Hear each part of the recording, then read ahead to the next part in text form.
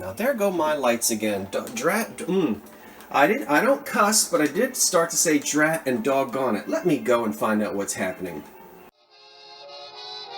There's an old curiosity shop.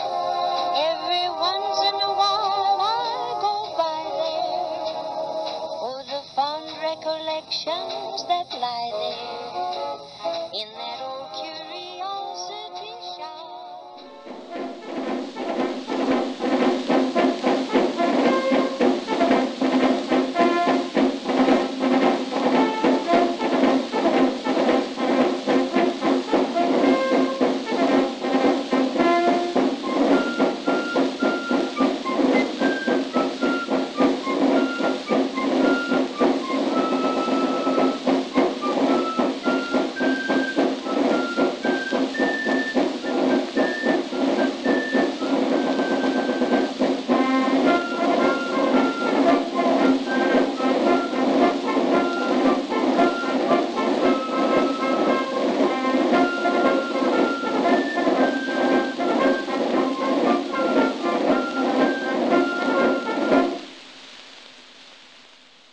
Well, good afternoon, everyone. I'm Scott from the Old Curiosity Shop, welcoming you back to another kitchen counter thrift haul. Just look at all that stuff! But before we begin, today's cup of something is brought to you by... A cup of coffee, a sandwich, and you. A cozy corner, a table for two. That's right.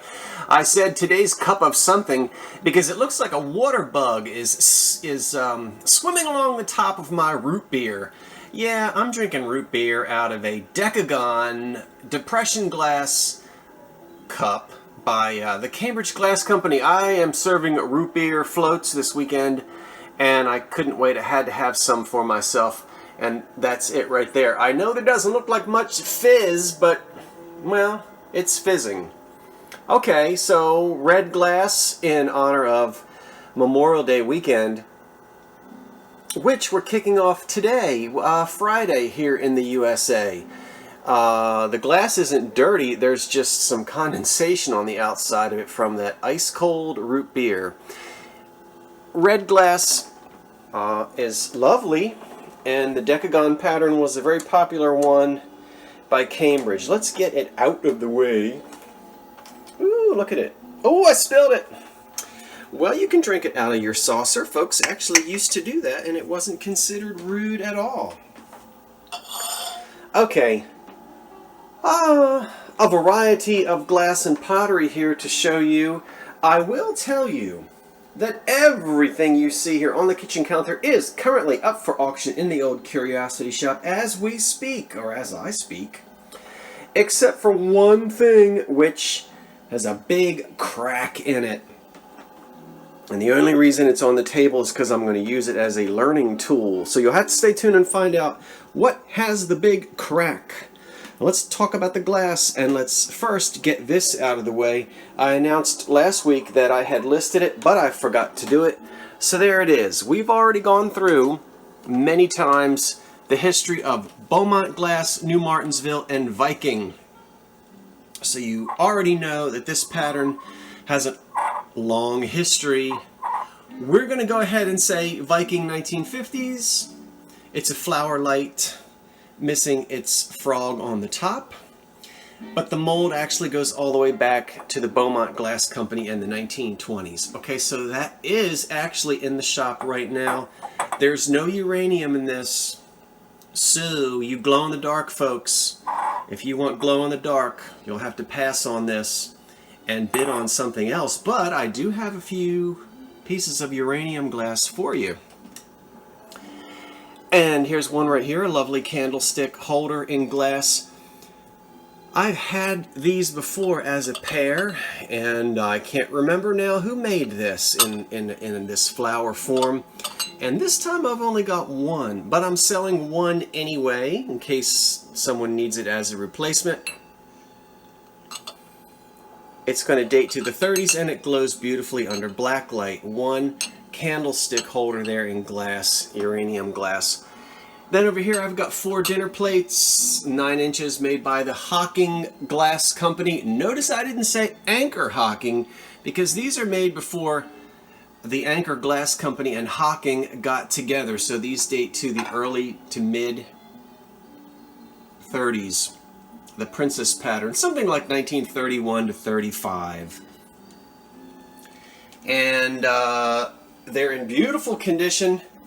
4 of them, 9 inches, no chips or cracks, and you won't really even find any utensil marks on these. So if you like the Princess pattern, there you go.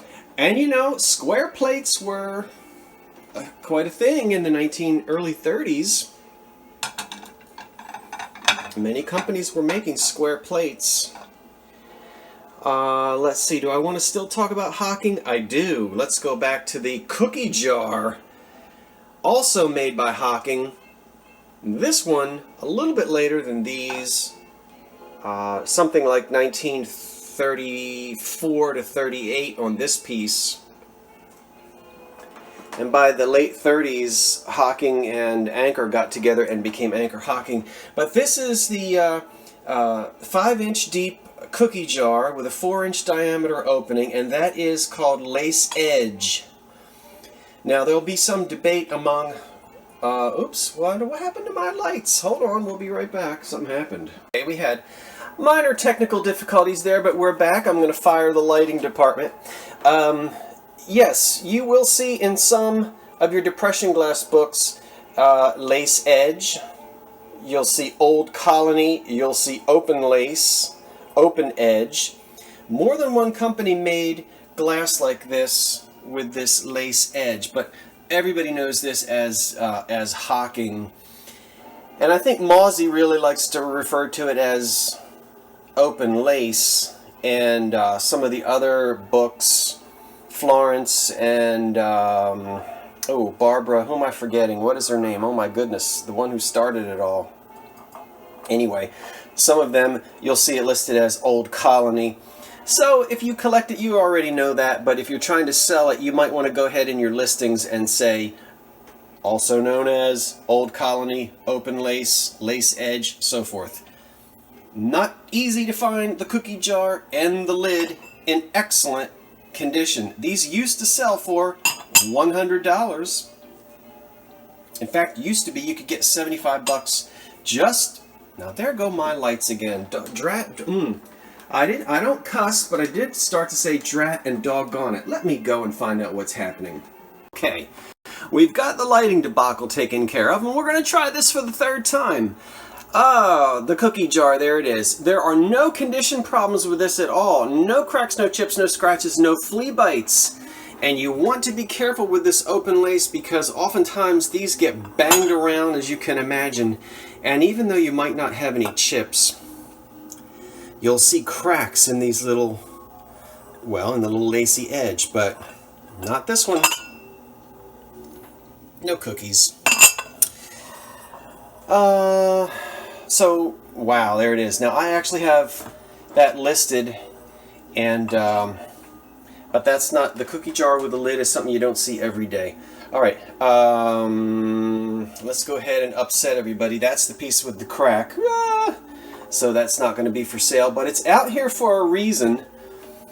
And the reason is because I am going to keep on fighting and fighting and fighting.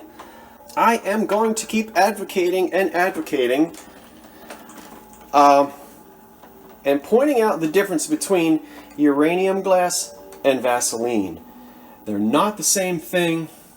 I've even gone into antique shops where I see people saying uranium Vaseline, or they're calling this Vaseline glass, and it is not. So be sure when you're listing, if you want to list accurately, the yellow glass with a little bit of a green tint to it is what collectors have always referred to as Vaseline. But this green with just uranium in it is not Vaseline.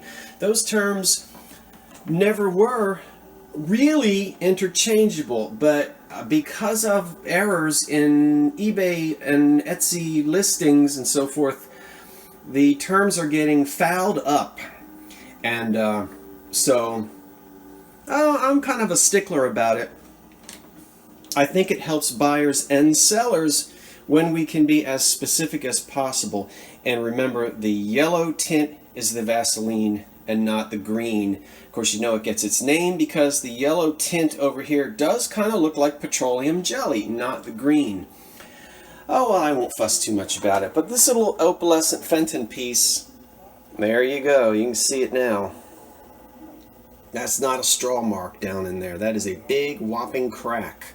But it's pretty from this side, and I just keep a hold of it for whatever it is. Maybe I'll use it at Halloween or at Easter. Here's this was a gift, and I was told I could sell it. Thank you, Margaret. It's a little daisy and button triangular Vaseline glass candy dish thing. It has no lid on it, but it did have a lid when it was new. There aren't any chips or cracks in this base. Yeah, there is uranium in Vaseline glass, and so it does glow. We'll take a look at it under the black light before the video ends. But yeah, no lid for that. We're missing it. Here's a Flow Blue piece, and I have to say, I'm calling it a waste bowl, but I may be totally wrong on that. I know what a rose bowl is. I know what a fern bowl is.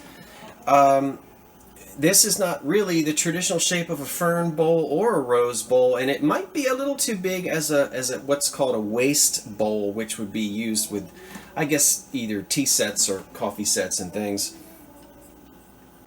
So I don't know. I may be totally off base by calling that a waste bowl, but it is Flow Blue, beautifully done.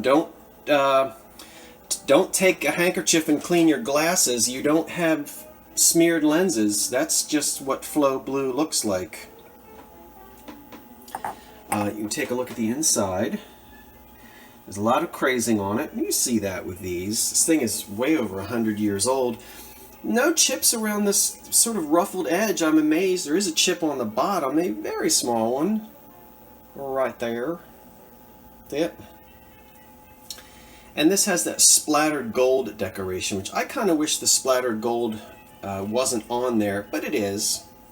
There's the design from the back. Nice little unmarked, completely unmarked, who knows.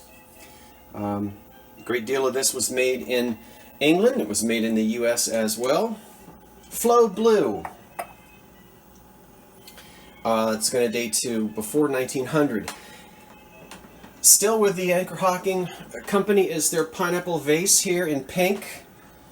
Pineapple because it looks like a pineapple. It's a big, I guess is that 9 inches? That is a 9-inch vase. You'll find these in all kinds of colors. Sometimes even fired on, but there it is in pink. We have a Hazel Atlas nut grinder here. Everybody's grandmother had something similar to this in their kitchen. This is going to be 1930s, 40s. They come in many different colors and styles. Hazel Atlas is we can see on the glass below. And the lid, and it's all in working condition, so I love those. Here's a little made in Japan bell, probably from the 1930s. She looks very 1930s, and we also know from the mark on the inside that it's one of those marks between the wars. That would be between the First and the Second World Wars. There are no chips or cracks on her. She's made out of nice porcelain, and she has a very gentle tinkle. So you can lie in bed and summon your green eggs and ham if you're lucky enough to have somebody bring it to you when you ring a bell. Jeanette made these powder jars. I usually find the swan or the fawn. I don't often find the dog on the top. I'll let you argue whether that's a Scotty or not, but they were popular at this time, and we're just going to go with a... Maybe he's a Scotty. He probably is. You can see him there. Iridescent marigold colored glass, and this dates to the 50s, 40s and 50s. I have a flamingo back there. It's not, unfortunately, made by Will George. They bring the big bucks. This is probably a California pottery one, but he has no chips or cracks. Amazing with that elegant and graceful neck. And you see there's no marks on the bottom. And we know how popular these were in the 1940s and 50s. And you want to look for ones that say Will George on the bottom. I won't go into that, but you can look it up. This is still a very nice one. And there were several different poses. And I know I'm missing some things here. Salt and pepper shakers over here, made in Japan. I'm Salt on Pep. And they're cute. Little pups, 1930s. They need corks.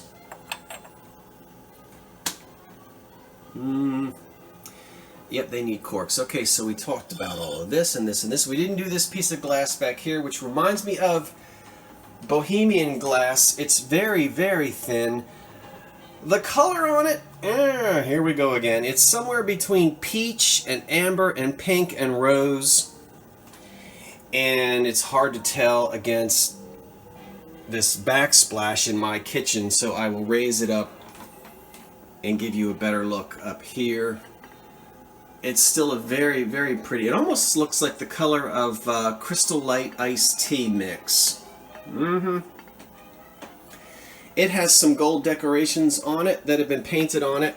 It's a beautiful candy dish. There are some flea bites on the base of the lid, at the rim of the lid, and you can. I'm not going to try to get you to see them now, but if you're going to bid on this, please look at the auction listing so that you can see.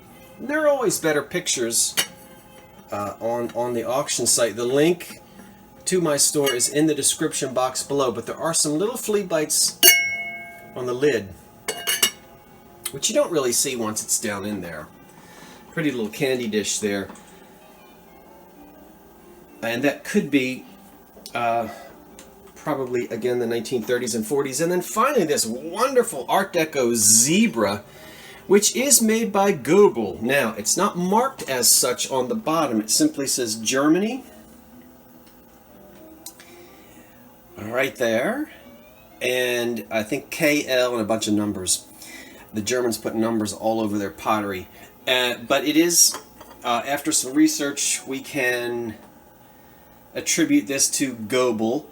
It's very Art Deco, it's very 1930s, and made sometime, again, between the two wars. Probably had liqueur in it.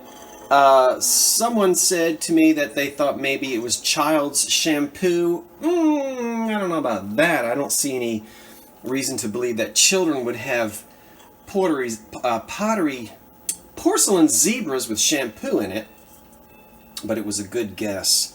His head does come off, and there's a cork. I'm going to try to do this without...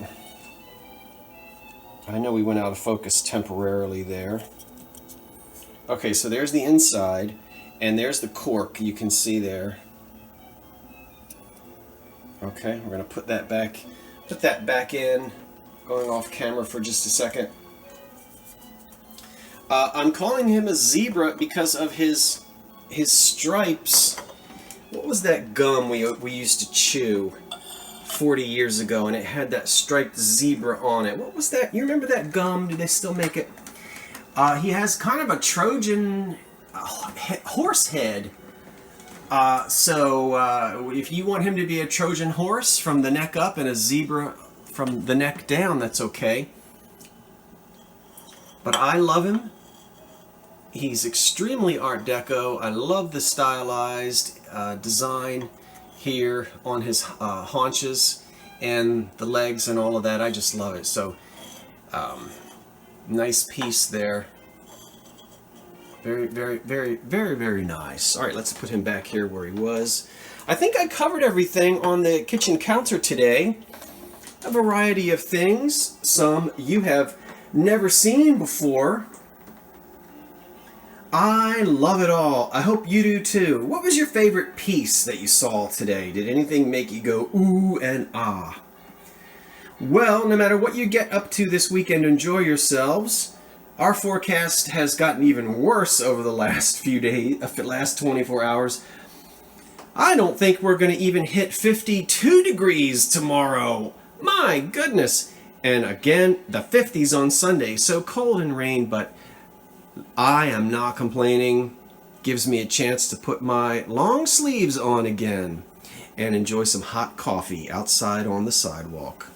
Okay, everyone, that's it. I'm Scott from the Old Curiosity Shop, saying thank you for watching, and so long for now.